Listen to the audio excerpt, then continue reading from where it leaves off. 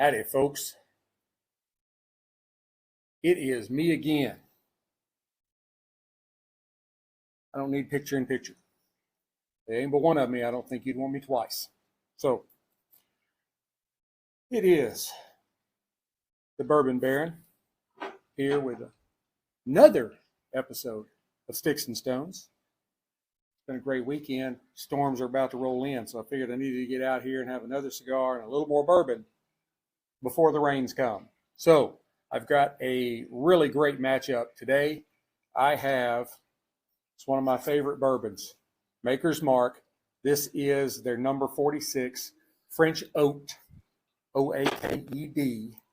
And I am pairing that with a brand that I really love. I have very little experience with this particular cigar, but all of Plasencia's lines are excellent. This is the Alma Fuerte, and it is the Robustus Dos. Yes, it is Robustus, not Robusto. So I am going to go ahead, now that we got this, I'm going to go ahead and tear off the main band. There was a foot band. I've already got that off. We'll just be left with the one little piece there on the right up at the top. Well, it's not coming off easy. So, all right, there we go. That's what it looks like. All right, now, Maker's Mark. It is a Kentucky straight bourbon. It is owned, Maker's Mark, by Beam Suntory. The distillery is Maker's Mark in Kentucky. This is an ongoing release. It is 94 proof, which is 47% alcohol by volume. So it's got a really nice proof to it. I think it has to be above 80 to be a bourbon. And you know, most bourbons fall in that like 85 to 90 range. This one takes it up just a hair to 94. It is a non-age statement, though it is approximately aged 6 years. The mash bill is 70% corn, 16% wheat, 14% malted barley. So it's a nice wheated bourbon. Let's get some glassed up here. I swear I haven't had anything to drink today. One problem, screw on top. You know I like corks. So, but this is just a beautiful bourbon. I love Maker's Mark. I know they haven't been around like some of the old hands, but they sure do know what they're doing. So on the visual, you can tell that is just a beautiful, beautiful, like, I don't know, maybe a dark toffee. It's got kind of a deep reddish copper color to it. The MSRP, somewhere around $40. 45. Prices are going up. It may be up to around 50 now. It's hard to tell, but you know, on the nose, I could just sit and smell this bourbon all day.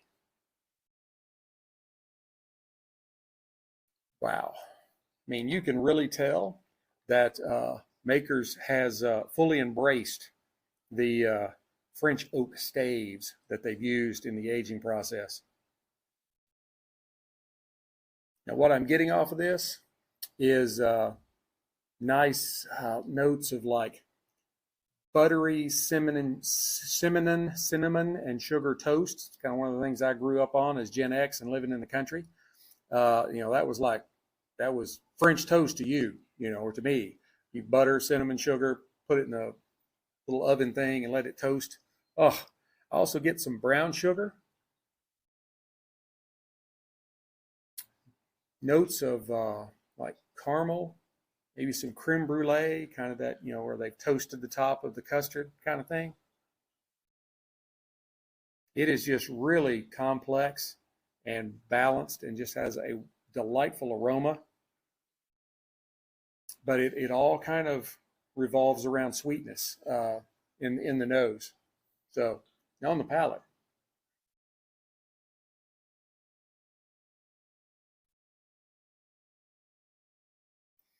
there are even more sweet notes that carry over from the nose, kind of that caramelized sugar, kind of think of the creme brulee, the little flame thing on top.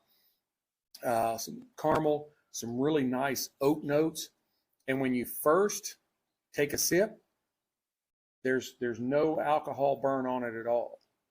Once you swallow, then the alcohol burn kind of kicks in on the back of your tongue. It's a very odd dynamic, but it's really good.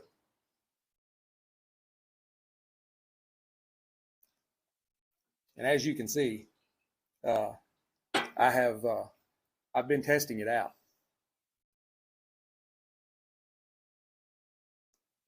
That is just an excellent spirit. It is. Maker's Mark makes some really great spirits.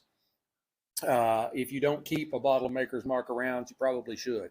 Even if it's not the 46, just the base spirit. It's very economical, $24, $25 for a fifth. And it's a great spirit just to keep on your shelf. People that are new to that kind of thing, it'd be something good, for them. People come over, I'll try a little bourbon. Here's a good one for you to try. This is a great place for you to get your training wheels. So now, the Plasencia Alma Fuerte. This is the Robustus 2. It's called the Robustus because it is 5 1/8. That's the length by 55 on the ring gauge. That's this. So it's a little different. A Robusto is somewhere in the neighborhood of 5 by 50. So it's a little fatter, just a hair longer. Now, it is a Nicaraguan stick. It is a Nicaraguan puro. The binder, the wrapper, the binder, the filler, and the wrapper. The filler, the binder, and the wrapper, however you want to put them, all are from Nicaragua. The wrapper is a beautiful Nicaraguan jalapa. Now, on the visual, you can tell it's just a kind of a beautiful kind of toffee, dark toffee kind of brown. The seams, which you can probably see on the camera, are visible but tight. It has a decent amount of veins in it, but only one, that one right there, you can kind of see it on the camera right there. Yeah, it shows up. Is really prominent. The rest of them are fairly muted. So it does have a little bit of oil sheen on it as well. And a double cap. So on the nose. Now the nose on this stick is really, really simple. I get some barnyard and a little bit of leather, and then a really nice Spanish cedar note. And that's pretty much it. Let's give it a cut.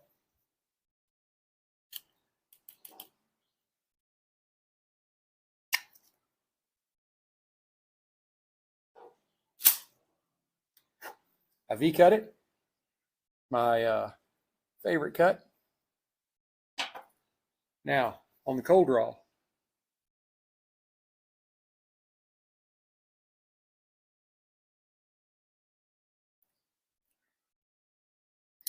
I get more cedar, a little bit of cocoa, maybe some raisins kind of tied in there as well, and just a pinch of kind of florally note.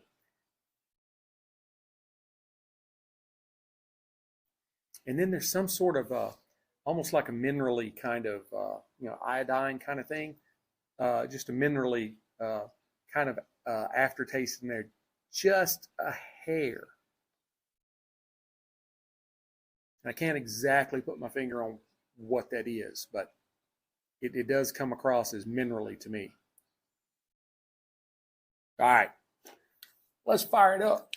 That's what we're here for, right? And we're making great time.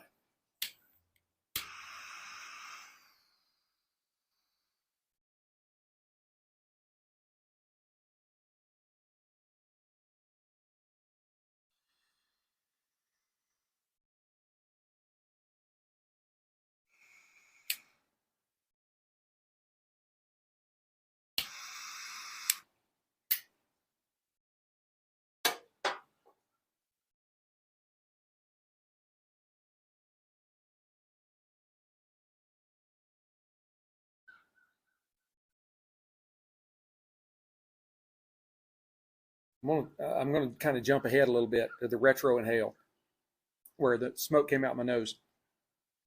That minerally is there too, and what it really reminds me of is kind of a. I don't mean this in a bad way at all, but it's kind of a chlorine, kind of like a swimming pool kind of thing. Maybe this is like a great cigar to have in the pool here when summer finally kicks off. It's still like water's like 60 degrees. You don't want to get in it now. And I also get a tremendous amount of spice on the retro inhale too.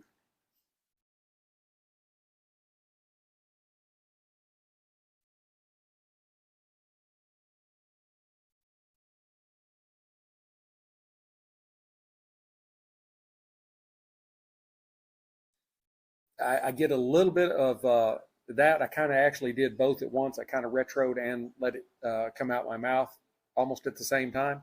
I picked up a little bit of leather back in there too. Uh, on the palate, I get more cedar, and there's something along the lines of kind of a doughy, but Doughy or IE, however you want to spell that. But it is really along the lines of like pretzels, not like the little thin ones, like the big Annie Ann's or whatever, the big thick soft pretzels. You kind of get that kind of doughy taste on your palate. There's some earthiness and some nuttiness. Not any specific nut, just kind of a little nutty flavor in there. And then there is some, like on the cold draw, there's a little bit of a light florally note in there. It's really good.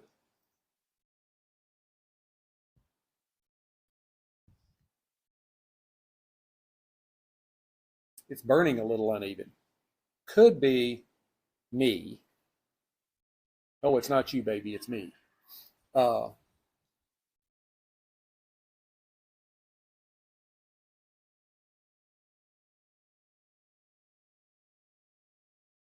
I want to touch that up, but I want to get through this right here first because this is what we're all here for.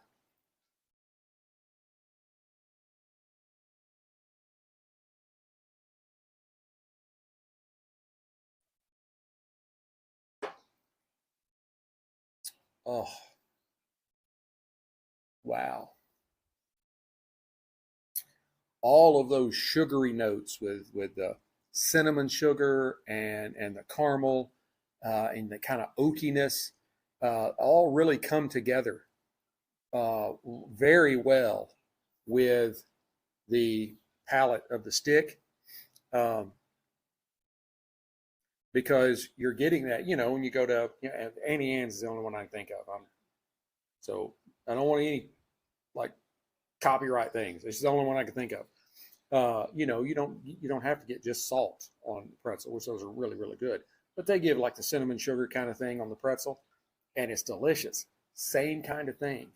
You've got the sugary and the pretzely doughy.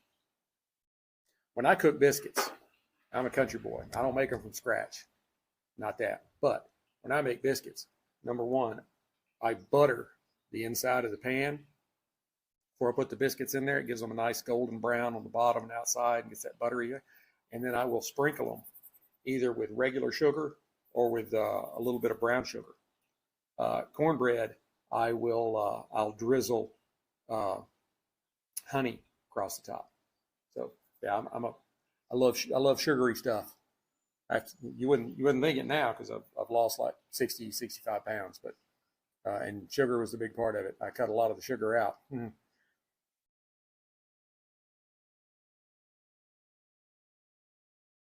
A really great volume of smoke coming off of this stick.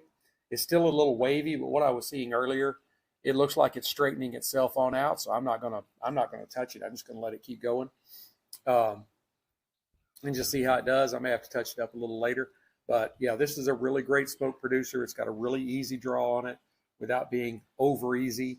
There are some cigars you smoke that they're really too easy, and it's easy for you to overdraw and really make yourself nauseous. I've done it a few times. I won't mention any names, but there is one particular manufacturer, one particular line of cigar that manufacturer produces that I've smoked it 2 or 3 times, and every time, and I think it's because the draw is so loose on it.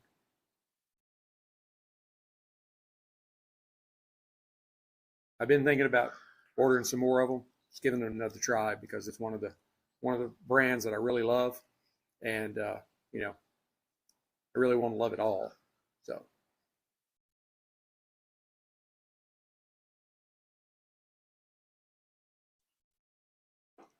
another sip.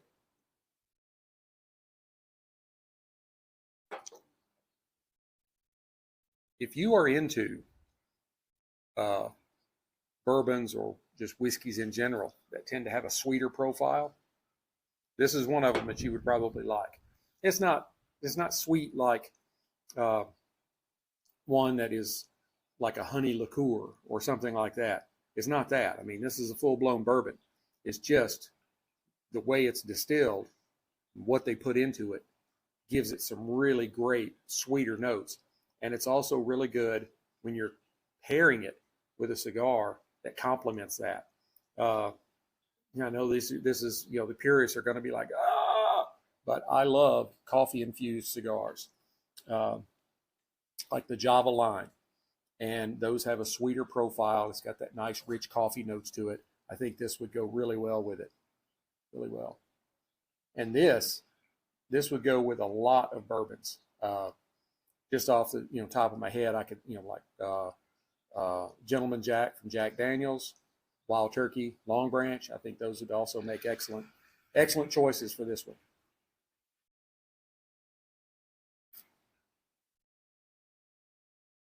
You just want to make sure you don't get one that's, I wouldn't smoke this with like a rye. Ryes tend to be really spicy, and I think that would overpower the cigar. Wouldn't want to do that. This line, the one that is the most expensive, is one that is not only just box pressed, it's pressed into the shape of a stop sign. It's like 8-sided. That stick is like $28. I'm a po' boy. I can't do that. But this one is not. It's down right at the top of my range. So it's a great cigar.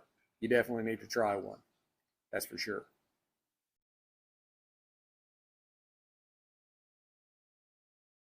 I think it appears that my technical issues, at least for now, are worked out. I'm on X. I'm on YouTube. So anytime I tell you I'm going live, that's where you can find me. Now I'm using OneStream. I've come back to them. I'm really kind of liking the ease of use. May not have all the features that I want, but the big thing is it doesn't matter what features it has if I can't go live, right? I would like to be able to get onto live stream onto Instagram and Rumble, but I could probably make the Rumble work, but you can't just like I put my information in for my accounts at X and YouTube and it automatically carries. You can't do that with Rumble. Rumble requires security keys and this and that, and I'm a country boy from Arkansas that now lives in Texas, claims to be a Texan.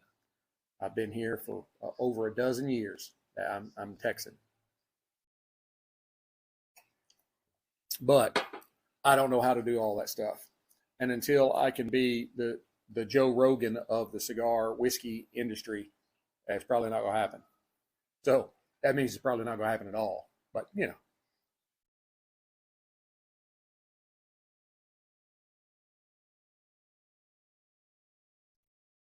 this cigar, it's got a really great burn time to it. It's not like super slow, which you would expect something with a really tight draw. So you really have to struggle with it to keep it going. It burns really well. It's got some really nice stacks of ash. Like I said, that kind of wavy in the beginning, I think, was me. And then the cigar was like, sit down, we'll take it from here. And they straightened it out. The leaves got together and straightened it out. Like I made a comment on a post in the last couple of days, somebody else's post, and they were talking about having a cigar at the golf course or whatever. It was a great cigar to, while you're golfing. And I said, well, this would be a great cigar, but where I golfed at, the squirrels all got together and got a petition, and I can't go there anymore. So they got tired of getting hit with golf balls. Squirrels tremble at the sound of my name. Yeah. But I look the part, though. I got the $1,500 set of tailor-mades with a matching bag, and all I look like I'm going to be just an ace. Funny story. When I was in the military, I've been in 3 branches. I was in the Army for 6 years, and we were having a tournament, some other units, and you got put with people that you didn't know. So I got these. I'm apparently the 3 guys that I'm in the foursome with. They kind of knew each other. It didn't seem like they were like buddies, but they kind of knew each other. I didn't know any of them. And so I step up first tee, Timber Creek, Timberland, something like that, down in South Mississippi around Hattiesburg. The first tee is a dog leg right, and I mean like an L. There's no like curving. Oh no. I step up, and I have a slice that can cut bread, and I reared back and let go with that driver, and it went right down and curved around that corner. And I looked at those guys, and they all looked at each other, and they like, oh, we got an ace here. This guy's going to be great. Hole number 2 is a dog leg left. I get up, and I whack into it and out into the trees. I'm like, yep, this pony's only got one trick.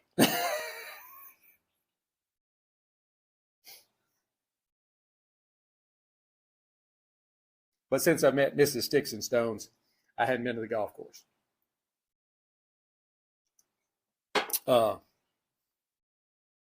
I liked the golf. It was a great, like social thing.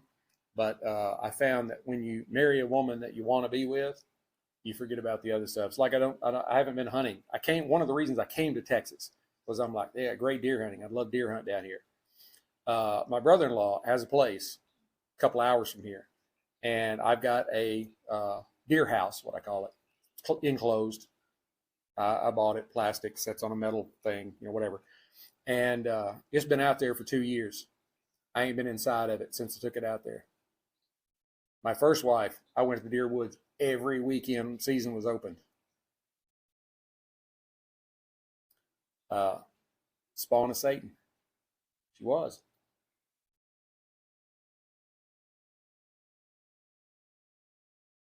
When first house we owned, there were some problems, and so she had some people from the church come over and go pray, and one of them walked in the front door, and she's like, "There's a very dark presence here," and I'm like, "Yeah, you're talking to her." You ain't figured that out yet?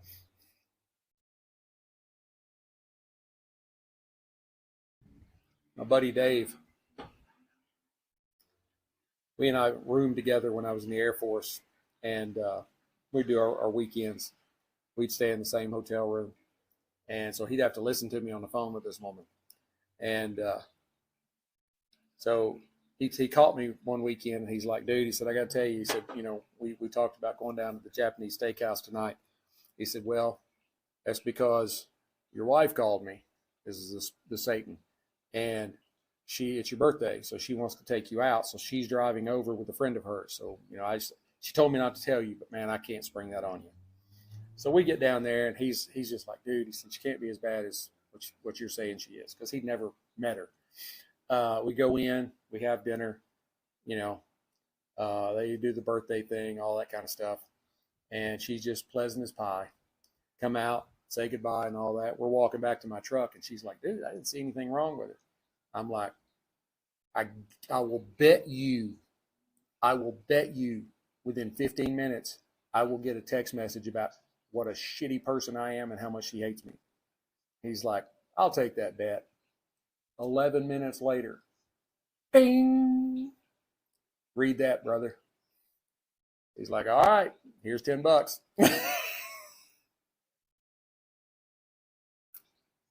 He said, I cannot believe you can. Dude, I've been living with her for a long time. All right. Problem.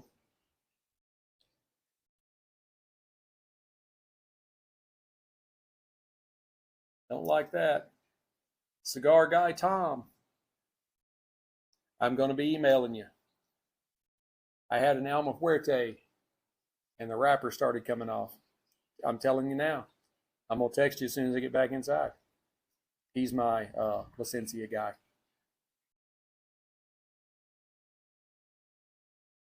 Well, the cigar has not really changed much. We're kind of getting close to the half.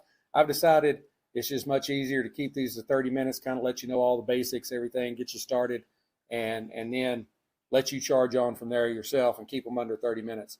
So there hasn't been a lot of change in the stick. It's marrying very well with the Maker's 46. I would highly recommend either of these. I would give this stick, I would give it about a 91 out of 100 matchsticks. I would give the Spirit, I would give it a 94 out of 100 Whiskey Stones. I think they're both really great. They're perfect together as far as I'm concerned. I'd love to hear your takes on either one or both. See one of my daughters in the background. And let me know your thoughts. Leave comments. Hit me up on I'm on Instagram. I'm on X. I've been spending a whole lot of time on X here lately. And then I've got, it carries to YouTube. There's even a Sticks-n-Stonez Facebook, even though I don't really go over there that much. Still there. So anyway, just please hit like, subscribe, share, notify, ring all the bells, all that kind of stuff. And again, I love comments. I love hearing from you. I've kind of retooled everything, so I'm hoping it's working out a little better for everybody, working out for me, working out for y'all, and I'm hoping to build a really large following. That would be excellent. So, hey, cigars are an indulgence. Spirits are an indulgence. It is great to get together and spend a little time and find out about a stick you might not have known about. Be like, okay, well now I think I may want to go buy that. So,